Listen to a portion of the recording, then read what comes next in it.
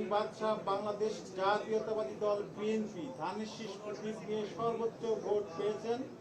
কাজেই আমি Mohammad Fazlul Karim, returning officer ও senior জেলা নির্বাচন অফিসার রেজাউল করিম বাদশাকে 41-6 বগুড়া 6-0 আসনে নির্বাচনে বেসরকারিভাবে বিজয়ী ঘোষণা করেছি।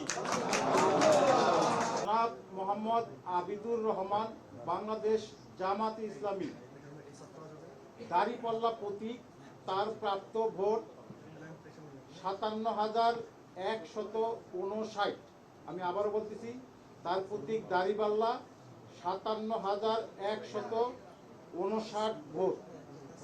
জনাব মোহাম্মদ আল আমিন তালুকদার, বাংলাদেশ ডেভেলপমেন্ট পার্টি, তার প্রতীক ফুলকপি। ফুলকপি প্রতীকে প্রাপ্ত ভোট 151 কেন্দ্রে 499।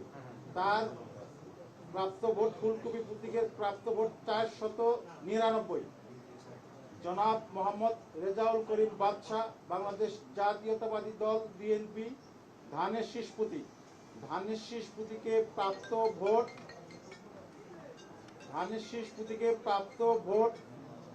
1,33,931।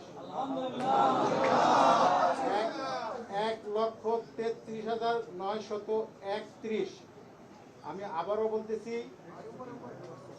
জনাব মোহাম্মদ রেজাউল করিম, বাংলাদেশ জাতীয়তাবাদী দল বিএনপি, ধানের শীষ প্রতীক নিয়ে উনি ভোট, তার প্রাপ্ত ভোট 1,33,931। 3 জন প্রার্থীর মধ্যে সর্বোচ্চ ভোট পেয়েছেন জনাব মোহাম্মদ রেজাউল করিম বাদশাহ, বাংলাদেশ জাতীয়তাবাদী দল বিএনপি, ধানের শীষ প্রতীক, তার প্রাপ্ত ভোট 1,33,931।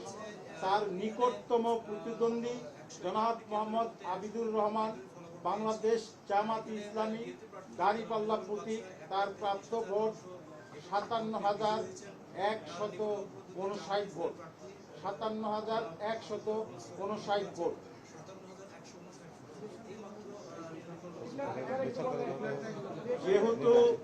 যেহেতু জনাব মোহাম্মদ রেজাউল করিম বাদশাহ সর্বোচ্চ ভোট পেয়েছেন, বাংলাদেশ জাতীয়তাবাদী দল বিএনপি ধানের শীষ প্রতীক নিয়ে সর্বোচ্চ ভোট পেয়েছেন, কাজেই আমি মোহাম্মদ ফজলুল করিম, রিটার্নিং অফিসার ও সিনিয়র জেলা নির্বাচন অফিসার রেজাউল করিম বাদশাকে 41-6 বগুড়া 6-0 আসনে নির্বাচনে বেসরকারিভাবে বিজয়ী ঘোষণা করেছি।